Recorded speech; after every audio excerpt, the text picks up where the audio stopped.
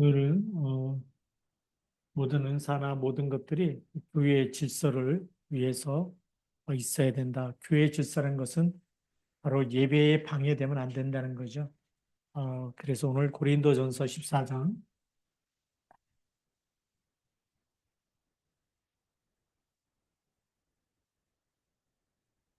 20절부터 40절까지 말씀. 오늘 20절에 보면 굉장히 중요한 말씀을 합니다. 형제들아, 지혜는 아이가 되지 말고 악에는 어린아이가 되라.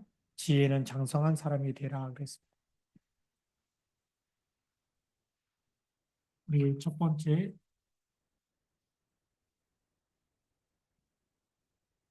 우리에게는 이 지혜라는 말을 가장 많이 다룬 것이 이제 잠언 아닙니까? 예, 잠언에 보면 이 지혜다. 여호와를 경외하는 것이 지혜의 근본이다. 이렇게 말씀하고 있죠. 근데 오늘도 사도 바울이 지혜는 아이가 되지 말고 악에는 어린아이가 되라라고 합니다. 지혜는 장성한 사람이 되라.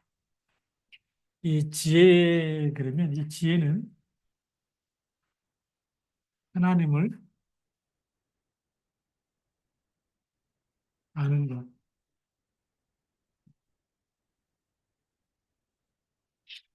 하나님을 아는 것. 그래서 여호와를 경외하는 것이 지식의 근본이고 지혜의 근본이죠. 하나님 아는 것이 우리가 지식의 근본이라면 하나님을 알기 때문에 하나님을 믿는 것. 하나님을 알고 믿을 때 우리는 하나님의 뜻과 하나님의 계획과 하나님의 사랑을 알게 되는 겁니다. 그래서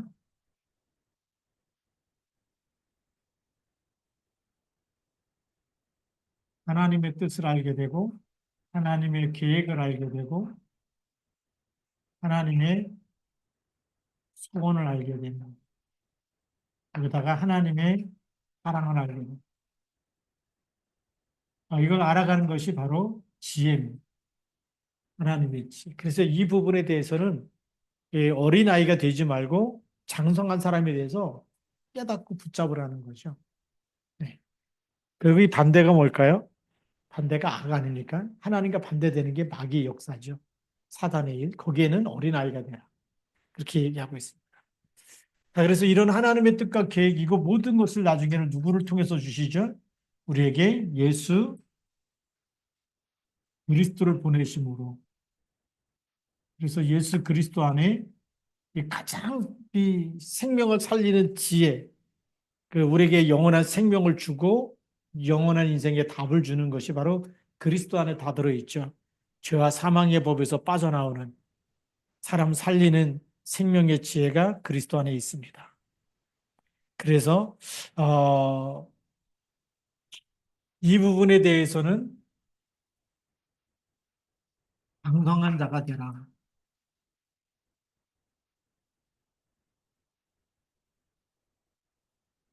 장성한 자라는 얘기는 이 모든 것을 다 깨달아 알고서 딱 붙잡고 하나님의 절대 언약을 붙잡고 절대 계획을 붙잡고 하나님의 말씀에 순종하며 살아가는 사람이 장성한 자입니다. 예, 장성한 자가 되라. 그리고 뭐에는 어린아이가 되라고요? 악. 이 악에는 어린아이.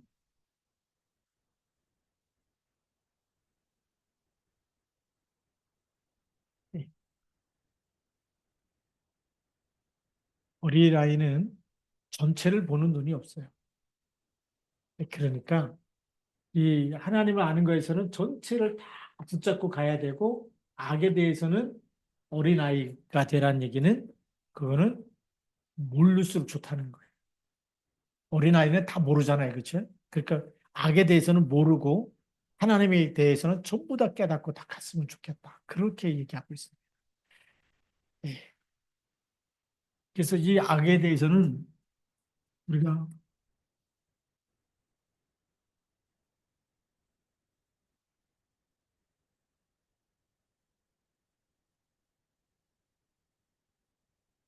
악을 행하는 것을 좋아하면 안 되겠죠. 악을 행하는 것을 모르길 원하고 예, 그걸 모르기 때문에 그거는 잘 따라가지 않고 그게 어린아이가 같이 된 거고요. 그리고 하나님을 알고 믿고 여기는 장성한 자가 되기를 원하는 그것이 이제 사도 바울이 원하는 거였습니다. 자, 그게 이제 오늘 20절 말씀이었고요. 자, 21절에는 율법에 기록된 바, 율법에 기록됐다는 얘기는 구약 성경을 얘기하는 겁니다. 자, 그런 구약 성경에 주께서 이르시되 내가 다른 방언을 말하는 자와 다른 입술로 이 백성에게 말할지라도 그들이 여전히 듣지 아니하리라 하였으니 그러므로 방언은 믿는 자들을 위하지 아니하고 이렇게 나와 있습니다. 자, 그럼 어디에 기록된 말씀이냐면 이 이사야 28장 11절에 기록된 말씀, 11절부터 12절에 기록된 말씀입니다.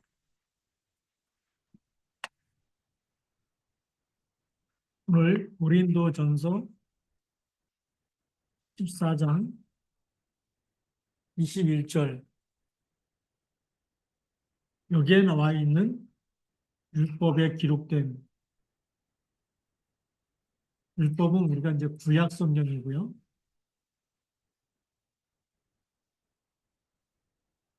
율법에 기록된 것을 사도 바울이 인용을 합니다. 어디에 기록됐냐면 이사야 28장 11절부터 12절에 있는 말씀, 여기에 일어났던 이 일들을 가지고 지금 고린도 교회 교인들에게 이걸 설명하고 있는 거예요. 사도 바울이 바리새파 사람이거든요. 가말리엘의 문화생이고 이 영적 지도자이기 때문에 성경을 너무 잘 아는 사람입니다. 그래서 그러면 거기에 이제 어떤 이야기들이 있냐면 제가 읽어드릴게요. 그러므로 더듬는 입술과 다른 방언으로 그가 이 백성에게 말씀하리라 하시리라. 전에 그들에게 이르기를 이것이 너희의 안식이요 이것이 너희의 상쾌함이니 너희는 공비한 자에게 안식을 주라 하셨으나 그들이 듣지 아니하였으므로 그랬어요. 더듬는 입술과 다른 방언으로 그가 이 백성에게 말씀하시리라. 지금 방언으로 이 백성에게 하나님의 말씀을 전해주고 있는 건데 이 백성들이 그 말씀을 들었다 안 들었다? 듣지 아니하였어. 방언이니까 모르겠죠. 자, 이게 어떤 얘기냐면요. 북이스라엘이 하나님을 버리고 이 우상을 숭배했어요. 우상 섬기는 죄를 짓니까 하나님은 아수르를 심판의 도구로 사용하신 겁니다. 지금 여기는 지금 북이스라엘이죠. 북이스라엘이 뭐에 빠졌다고요? 우상 숭배. 이 죄를 짓게 되니까 하나님이 아수르, 이 성경에는 아수르지만 이 세계사에는 아시리아라고 되어 있습니다. 아시리아가 이제 아수르라는 나라인데요. 자, 그러면 아시리아라는 나라를 심판의 도구로, 그래서 하나님은 이 아시리아가 이 북이스라엘에게 하나님의 심판의 뜻을 전하도록 그렇게 하신 거예요. 근데 북이스라엘이 아시리아를 알아듣지 못하는 거예요. 방언이라는 얘기가 이 나라가 이 이스라엘 백성에게 무슨 말을 해요? 자기들이 쓰는 아시리아어. 이게 뭐 이스라엘 볼 때는 방언이고 이방인들이 하는 말이죠. 다른 나라의 말인데 이 말로다가 이제 너희들이 정말 이렇게 항복하지 않으면 이렇게 막 이 심판하겠다 막 이렇게 이제 그렇게 하는데도 불구하고 알아듣지 못하는 거예요. 하나님의 심판의 메시지를 전혀 이해하지 못한 거예요. 그래서 결국은 멸망당하게 됩니다. 아시리아의 방언을 북이스라엘이 이 이스라엘을 하나님 돌이키기 위해서 이 우상숭배에서 빠져나오기 위해서 우상숭배하지 말라고 아수르라고 하는 이 아시리아를 통해서 이스라엘을 하나님이 심판하시고 경고하고 막 이렇게 하는데도 불구하고 이 이스라엘이 아시리아어 방언이다 보니까 못 알아듣는 것도 있고 또 하나님의 말씀, 심판의 말씀, 아시리아를 통해서 하는 말씀이 히브리어는 알아듣는데 다른 나라 말이다 보니까 무시해 버린 겁니다.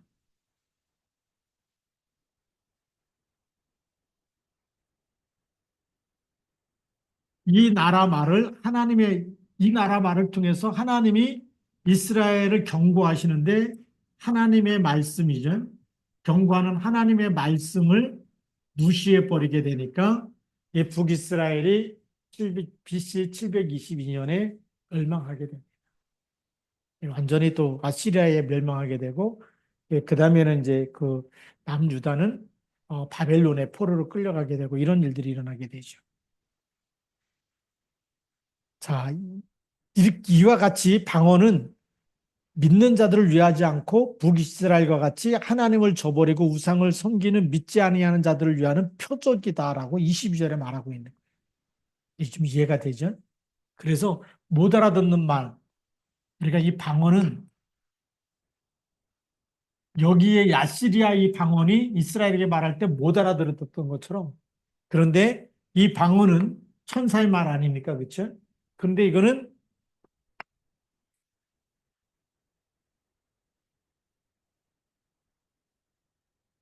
누가 봐도 못 알아듣는 말이죠. 그렇기 때문에 못 알아듣는데 막 방언을 하고 있어요. 예. 그래서 믿지 아니하는 자들의 유하는 표적이 된다. 근데 이게 정말 이 표적이 되는 거죠. 이 방언이. 그래서 믿지 않는 사람들에게 평온이 되는 것이 표적이 되는 것, 기적이 되는 막 기적이 일어나는 것처럼 저 사람이 뭐 히브리 말만 하는데 어느 날 뭐 다른 나라 말을 하게 된다.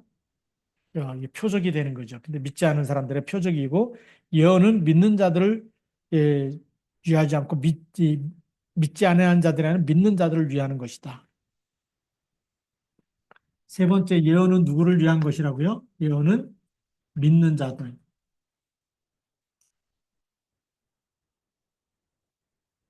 표적은 믿지 않는 자.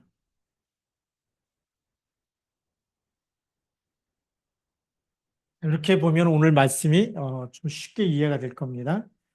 자, 그런데 24절에 중요한 말씀을 하시죠. 예. 근데 23절부터 얘기 들어보면 그러므로 온 교회가 함께 모여 다 방언으로 말하면 알지 못하는 자들이나 믿지 아니하는 자들이 들어와서 너희를 미쳤다 하지 않겠느냐. 뭐 알아듣는 말을 해야 되는데 막 깨구리 우는 소리 같이 막 구석구석에서 막 깨굴깨굴 내듯이 막그 방언하고 있으면 이 교회는 어떻게 미친 사람들만 있냐 이렇게 볼 수가 있다라는 거죠. 왜요? 한마디도 알아듣지 못하기 때문에 그래서 이 믿지 않는 사람들의 평가는 뭐라고요? 미쳤다. 방언을 하면 미친 사람들만 교회 다니는구나. 그 교회를 이상하게 미친 사람들만 있는 것 같아. 뭐 무슨 말인지 모르는데 계속 방언으로 기도하게 되면 그렇게 평가한다는 거죠. 예. 그런데 24절에는 그러나 다 예언을 하면 믿지 않은 자들이나 알지 못하는 자들이 들어와서 모든 사람에게 책망을 들으며 모든 사람에게 판단을 받고 그랬죠. 그래서 예언하는 자들은 누구냐면 우리가 쉽게 말하면 예언에 대한 정의를 지난번에 했잖아요. 오늘도 다시 한번 해야 될 것 같아요.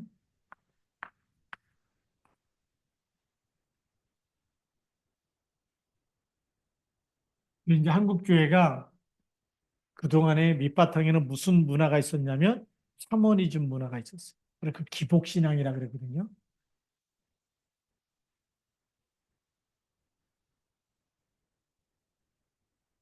샤머니즘 신앙이 있었는데 우리가 쉽게 말하면 기복신앙이라 그럽니다. 우리가 그리스도로 인해서 복을 받았어요, 안 받았어요? 받았는데도 불구하고 막 와갖고 복 달라는 거예요. 샤머니즘이 뭐죠? 맨날 복 달라는 거 아닙니까? 그쵸? 올해도 이것도 복 주시고, 이거 할 때도 복 주시고, 자녀도 잘 낳게 해주시고, 뭐 하여튼, 하여튼, 계속 복 달라는 게 샤머니즘 신앙인데, 이 예언하는 것이 바로 그렇게 점쟁이식으로 예언하는 거, 이런 거 아니다라고 얘기했죠, 지난번에. 그래서 이 무속인들, 또 귀신 들려서 이제 점치는 점쟁이들, 이런, 그래서 예수의 영이 임해가지고, 점치듯이 점치는 사람도 있어요. 그게 성경에서는 그게 이제 신비주의, 잘못된 신비주의인데, 이런 신비주의를 가면 안 되는데, 이렇게 하고 있는 사람도 있죠. 그래서 이런 부분들이, 말하자면 틀린 부분이다. 성경에서 말하는 예언은 지금 성경 어디에도 복 주시고 막 이런 것만 막 찾아내면 또 그런 부분도 있겠지만 그러나 하나님의 원래 의도는 이게 아니에요. 그래서 하나님의 말씀이 예언 아닙니까? 말씀은 1.1획도 변함이 없이. 그렇죠? 그래서 우리가 제일 중요한 거는 하나님의 말씀.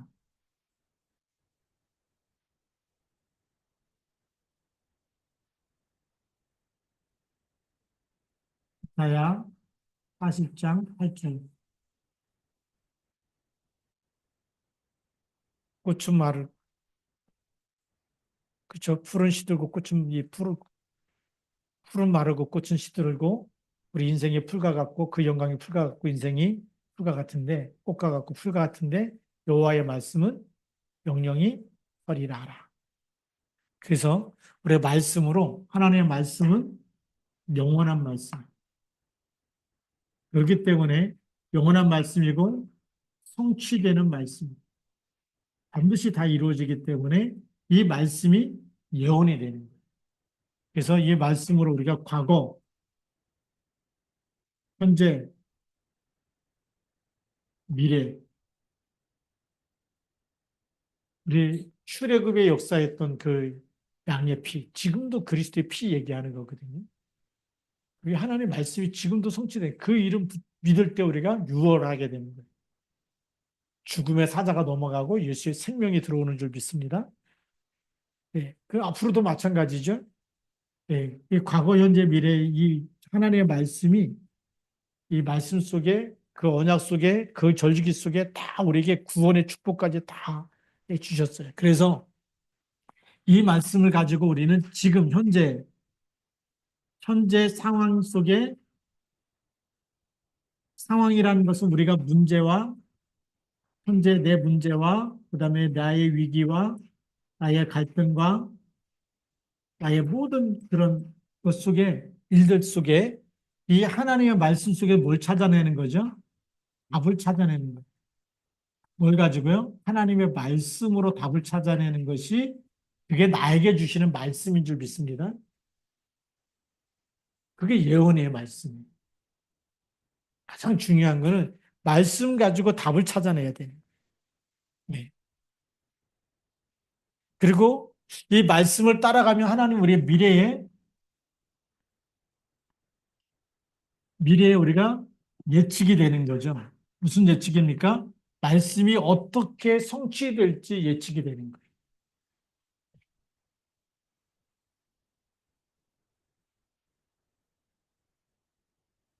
네, 그래서 우리 말씀이 미래 예측이 되는데, 자, 그러면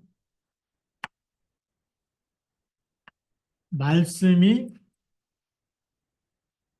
성취될, 하나님의 계획이 이루어질, 성취될 시간표가 보이는 것이 바로 예언이 되겠죠. 그래서 우리가 예수님이 재림할 것, 그 예언 아닙니까?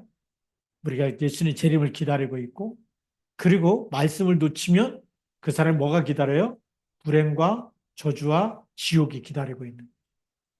우리가 점을 안 쳐도요. 말씀 놓치면 어떻게 그 사람의 인생이 무너질지. 예배하면서 늘 기도하면서 하나님을 가까이 하면 하나님이 어떻게 축복하실지 미래가 보이는 겁니다. 무슨 점을 칩니까? 그렇죠? 점을 안 쳐도 돼요? 안 돼요? 쳐도 되는 거예요. 우리가 말씀 속에서 완전히 이 답을 가지고 그래서 어, 그전에는 막 기도하면서 막 그 사람의 막 그 성령으로 역사하셔가지고 예배 잘 드리라고 막 책망하고 막 세상 사람은 막 잘못된 길로 간다고 막 책망하고 막 그렇게 예언했던 이런 사람들도 있었거든요. 근데 우리가 이 정상적인 예언의 말씀은 우리가 신구약 성경에 있는 하나님의 말씀을 믿는 것이 가장 정상적인 줄 믿습니다. 그래서 우리는 말씀 중심으로 가야 되고 언약 중심으로 가야 되는 거예요. 네. 그리스도 없으면요 무너지게 돼 있어요. 그래서 저는 아베 이전에도 얘기했지만 일본의 아베 총리가 야스쿠니 진사에 가서 막 참배하고 그럴 때 저 사람 말년에 얼마 안 있으면 인생 정말 종말 개인 종말이 올 때는 비참해지겠다. 그건 뭐죠? 성경에 있는 말씀 가지고 아는 거예요. 하나님 떠나서 우상 숭배하면 어떻게 되죠? 3, 4대까지.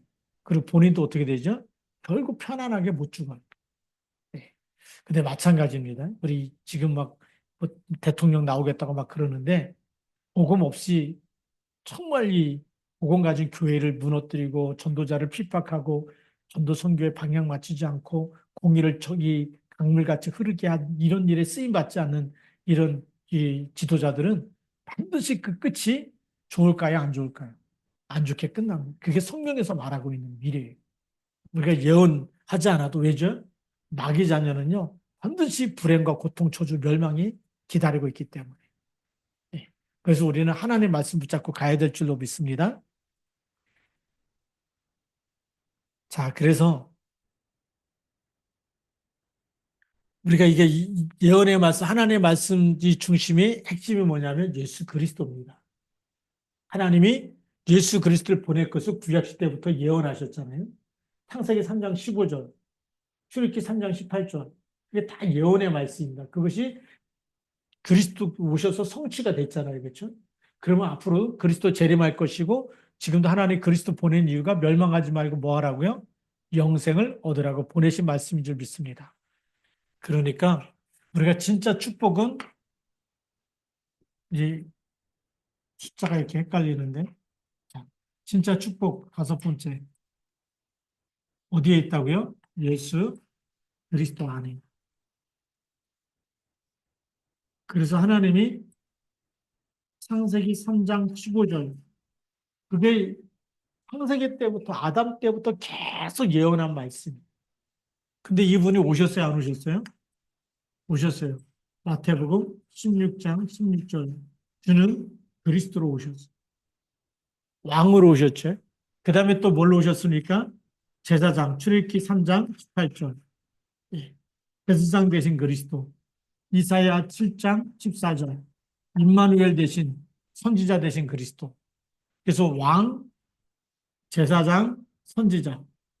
다 합친 말이 뭐죠? 그리스도. 이게 다 예언의 말씀이잖아요. 그렇죠? 근데 그게 성취된 것이 그리스도예요.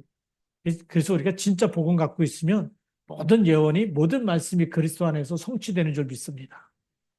이거 붙잡고 흔들리지 않아야 돼요. 이거 흔들려 버리면 누가 막 이 점생이 이 샤머니즘 이런 신앙에 갖고 막 점쳐주고 막 축복기도 한다 그러면 막 가갖고 막 머리 뒤밀고 막 갖다 봉투 주고 막 이런 게 하잖아요. 그게 틀린 거라는 거예요. 그리스도로 딱 붙잡는 것이 그게 교회 질서고 정상적인 신앙인 줄 믿습니다. 자, 그래서 26절에 보면 이렇게 얘기합니다. 그러므로 형제들아 어찌할까 너희가 모든 각각 찬송시도 있으며 가르치는 말씀도 있으며 계시도 있으며 방언도 있으며 통역함도 있나니 모든 것을 덕을 세우기 위하여 하라. 자, 오늘 세 번째는 왜 덕을 세우기 위해서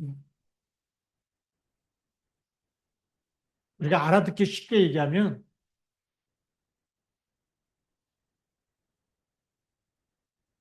예배에 성공해야 돼요.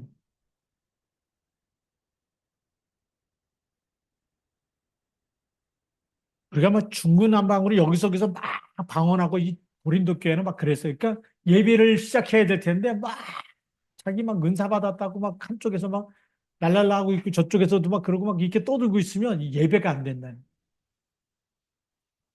왜죠? 누가 한 사람 방언하면 너만 할 줄 아냐? 나도 하고 할 줄 안되라고 다 할 거 아니겠어요, 그렇죠? 그러면은 막 예배 시간 됐는데도 막 서로 기도한다고 막 그렇게 하고 있으면 예배가 안 되는 거예요. 사도 바울이 고린도 교회 볼 때 성령의 역사가 나타나고 은사가 나타나는데 근데 그거를 뭐죠? 자랑하기 위해서 막 했다는 거예요. 그래서 교회 덕을 세우기 위해서 하라는 이것은 예배에 성공하기 위해서 자제할 수 있어야 된다. 그래서 그걸 하나하나씩 가르치고 있는 거예요. 그래서 27절에 누가 방언으로 말하거든 두 사람이나 많아야 세 사람이 차례를 하고 더 많은 사람이 하지 말고 한 사람 한 사람씩 차례를 따라서 방언으로 하고 그 다음에 통역할 것이다. 그 순차적으로 해야 된다. 그리고 28절에도 만일 통역하는 자가 없으면 교회에서는 잠잠하고 자기와 하나님께 말할 것이요.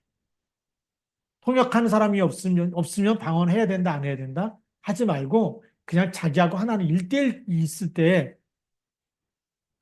이 예배에 방해되지 않도록 공예배가 방해받으면 안 되죠. 방해되지 않도록 방언하는 사람은 통역하는 자가 있으면 방언하고 통역하는 자가 없으면 하나님과 일대일로 해라. 그래서 예배에 방해를 주지 말라고 하는 겁니다. 자, 29절에 예언하는 자들은 둘이나 셋이나 말하고 다른 이들은 분별할 것이요. 그랬어요. 예. 만일 곁에 앉아 있는 다른 이에게 계시가 있으며 먼저 하던 자는 잠잠할지니라. 너희는 다 모든 사람으로 배우게 하고 모든 사람으로 권면을 받게 하기 위하여 하나씩 하나씩 예언할 수 있느니라. 예언하는 자들의 영은 예언하는 자들에게 제재를 받나니 하나님은 무질서의 하나님이 아니시요 오직 화평의 하나님이시니라. 두 번째는 예언하는 자들이죠.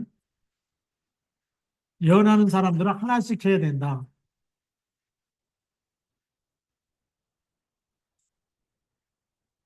그리고 예언하는데 누가 또 예언을 시작하게 이제 성령이 임해서 예언하게 되면 먼저 하던 사람은 잠잠하고 그 다음 사람이 하고 그 다음에 예언하는 자들의 영은 예언하는 자들에게 제재를 받는다. 예언하는 사람이 그래서 하나님은 이 예언할 때는 누구 역사죠? 성령의 역사다. 성령의 역사인데 이 성령의 역사하심은 무질서입니까? 질서입니까? 질서의 하나님이시라는 거예요. 이 성령의 역사는 하나님은 질서의 하나님.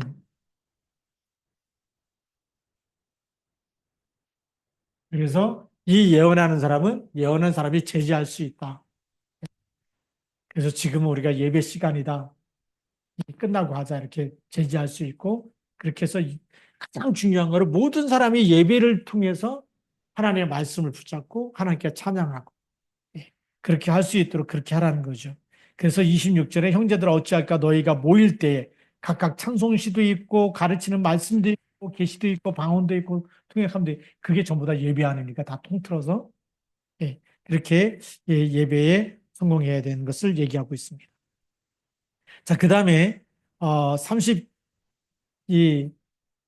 34절부터 36절까지는 이제 여성 교인들에 대해서 얘기하고 있는 겁니다.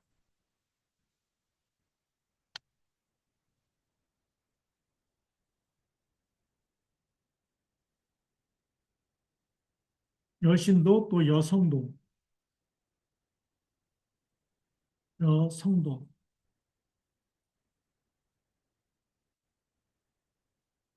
그래서 34절에 보면 여자는 교회에서 잠잠하라. 그들에게는 말하는 것을 허락함이 없나니 율법에 이른 것 같이 오직 복종할 것이요. 만일 무엇을 배우려거든 집에서 자기 남편에게 물을 치니 여자가 교회에서 말하는 것은 부끄러운 것이라. 하나님의 말씀이 너희로부터 난 것이냐 또는 너희에게만 임한 것이냐. 사도 바울이 왜 이렇게 얘기했을까요? 이 성경에 보면 그 마태복음에도 예수님 족보 속에 이름이 있어요, 없어요? 있어요. 그 당시 그 초대교회가 어떤 이 시대였냐면 남성 중심의 유대 문화였어요. 남성 중심의. 그래서 남녀 성차별이 굉장히 심했던 시대입니다. 우리나라도 옛날에 비하면 우리 어릴 때 보면 그 밥상에서 그 뭐 같이 여자들이 밥을 못 먹었어요. 그런 시대가 있었고. 그 조선시대 말 정도 되면 양반과 쌍놈 구별이 있었어요. 그렇죠. 사람도 양반과 쌍놈이 있었고 여자와 남자 구별이 있어서 같이 뭐 한상에서 뭐 같이 뭐 여자 남자 어머니 할머니 다 같이 이렇게 먹으면 좋은데 옛날에는 따로 먹고 뭐 이런 때가 있었어요. 특별히 양반 사이에 있어. 저희 권씨 가문이 양반. 여자들은 뭐 어떻게 보면 한상에서 밥을 먹고 옆에서 먹기도 하고 뭐 이런 모습을 이제 어릴 때 많이 봤는데 이게 어디서 무너졌냐면 교회 안에서 무너지기 시작한 거거든요. 자, 그러면 예수님의 족보의 여성들이 등장하고 예수님이 부활했을 때도 누가 제일 먼저 그 무덤에 달려갔죠? 막달라 마리아와 다른 마리아, 이 여자들이 먼저 달려갔습니다. 그리고 사도 바울도 갈라디아 3장 26절부터 29절에도 그리스도 예수 안에서 모두가 다 하나라고 말하고 있어요. 그럼에도 불구하고 이렇게 여기 서신 이렇게 쓴 이야기는 사회적 규범입니다. 이게 성경적 규범이에요. 하나님은 차별이 없어요. 하나님 형상대로 남자와 여자를 창조했습니다. 하나님은 구별하지 않는데 무슨 문화냐? 남성 중심의 사회적 문화 때문에, 사회적 규범 때문에 이 여성들은 예배 드릴 때 머리에 수건을 두르라고 얘기했고, 같은 성상에서 당시 방언과 예언의 은사를 받은 고린도 교인들 중에서 여성들이 많았는데 이중 여자들이 열성적으로 또 막 기도하잖아요. 그러면 막 하라 그래도 그만하라 그래도 막 방언으로 하는 사람이 있어요. 하여튼 예, 이런 사람들이 있었기 때문에 그래서 예배 질서를 어지럽혔기 때문에 그래서 편지를 이렇게 쓰는 겁니다. 그런 열성적인 열광적인 좀 말하자면 좀 어, 은사 받고 나니까 그냥 그거밖에 몰라가지고 막 거기에 미치도록 그렇게 막 예, 기도하는 사람들이 있었기 때문에 그래서 사도 바울이 이 편지를 쓰면서 예, 그런 사람들이 예, 교회 예배 질서를 어지럽히고 교회 질서를 어지럽혔어요. 나도 방언할 줄 안다. 나도 이렇게 하나님 은사를 받았다. 막 자랑하고 싶어가지고 어디서 자랑합니까? 맨날 눌리는데 교회에서 자랑해주니까 교회 와서 막 그렇게 하는데 그런 부분들을 사도 바울이 예, 교회의 권위를 이제 존중해야 되고 예배는 하나님께 드린 거기 때문에 예, 교회 안에서는 좀 그런 질서를 지켜줘야 된다라고 말하고 있는 겁니다. 그래서 우리가 사회 규범, 당시 사회 규범이 좀 차별이 있었던 사회입니다. 초대교회 당시가 남성 위주 중심으로 예수님 당시에도 그렇죠. 여자와 어린아이는 뭐 오병이의 기적 때 숫자에 아예 포함시키지도 않았습니다. 성경에도 보면. 그럼에도 불구하고 정말 예수 믿는 사람들은 하나님 형상대로 남자와 여자를 창조했기 때문에 어떻게든지 여자를 예수님 족보 속에 집어넣고 부활할 때도 예수님 여자들이 먼저 온 것을 기록하고 있고 이렇게 해서 그렇게 함께 가려고 했지만 그러나 사회는 그거를 못 받아들였던 사회죠.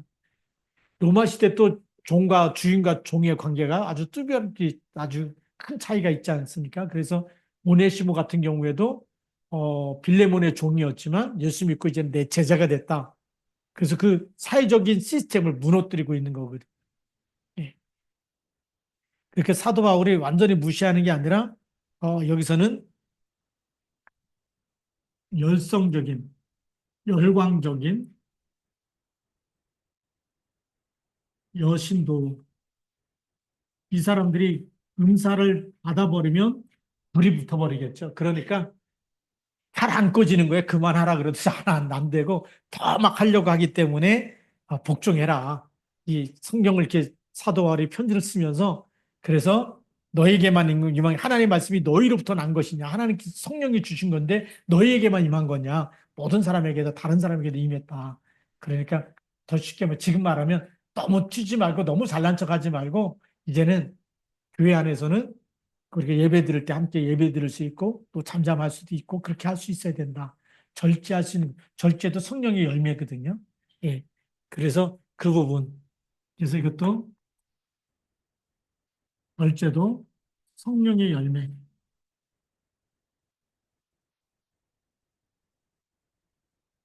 이 부분을 얘기하고 있는 거죠. 그러면서 하지 말라는 게 아닙니다. 그래서 이 37절 만일 누구든지 자기를 선지자나 혹은 신령한 자로 생각하거든 내가 너에게 편지하는 이 글이 주의 명령인 줄 알라. 자기가 이렇게 막 신령한 자, 나 이렇게 막 하나님의 은사가 막 성령에 충만하고 막 되게 막 은사가 나타나고 신령한 자라고 생각할 때 이 성경을 보면서 바울의 편지를 보면서 이것이 하나님의 명령인 줄 알아라라고 이렇게 얘기하고 있습니다. 예. 그리고 누가 알지 못하고 막 날뛰면 그는 알지 못한 자다. 예, 그리고 39절에 그런즉 내 형제들아 예언하기를 사모하며 방언 말하기를 금하지 말라. 금하는 게 아니죠. 하나님 주신 은사를 사용해야 된다. 그래서 모든 것을 품위 있게 하고 질서 있게 하라. 이것이 답입니다. 뭐 있게 하라고요? 품위 있게. 그 다음에 질서 있게. 이게 두 가지가 중요합니다. 하나님의 자녀들 신분과 권세 안에서 받은 은사도 품위 있게 하지 말라는 게 아니라 해야 되지만 그러나 때와 상황을 보면서 예배 시간이 됐다든지 이게 교회의 덕이 될 때는 하지만 교회 덕이 안 될 때는 잠잠할 수도 있고 때로는 하나님과 나만 1대1로 해야 될 그런 시간표가 있다라는 거죠. 그게 너무 중요한 겁니다. 그래서 이 사도 바울이 고린도 교회에 일어나는 수많은 문제에 대해서 답을 준 편지이기 때문에 그 당시에는 이런 은사를 가지고 자랑하는 사람들 막 열광적으로 절제를 해도 절제가 안 되는 사람들 있고 있어요. 저도 이제 어릴 때 이렇게 부흥회 때 가서 보면 막 방언하고 그러는데 옆에서 그만하라 그래도 계속 하는 사람이 있고 그래요. 이제 이해가 돼요. 이 사도 바울이 쓴 편지가.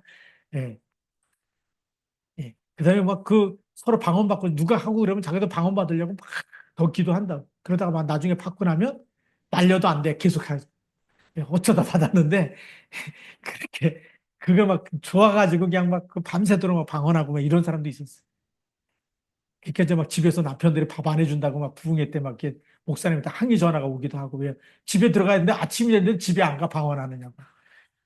예, 그래갖고 이제 막 집에서 남편들이 막 지금 뭐 출근해야 되는데 남 부인이 와가지고 밥 부흥회인데도 불구하고 집에 안 와서 밥도 안 해주니까 막 힘드니까 교회에다 전화해갖고 목사님께 전화해갖고 그래서 목사님 이게 말리고 막 이런 적도 있거든요. 그래도 막 너무 좋아갖고 막 말려도 안 되는 사람도 있고 그랬지만 예, 오늘 이 사도 바울이 쓴 편지를 보면서 아 이게 그게 이런 얘기구나. 예, 그래서 우리가 기도하면서 이런 교회 덕을 세우는 일, 교회 질서를 위해서 사는 거 너무 중요하다. 이렇게 보시면 되겠습니다. 기도하시겠습니다. 하나님 아버지 감사합니다. 오늘도 우리가 말씀 보면서 교회에 하나님 덕을 세우고 또 하나님 우리가 질서를 유지하고 또 예배에 성공하고 또 하나님 모든 예언이 그리스도 안에서 성취되어지고 또 다시 오실 그리스도를 바라보면서 우리가 말씀대로 순종하며 살아가는 전도자 되게 하여 주옵소서. 이 시간 기도할 터인데 성령의 충만함을 주옵소서. 우리 주 예수 그리스도의 이름으로 감사하며 기도드립니다. 아멘.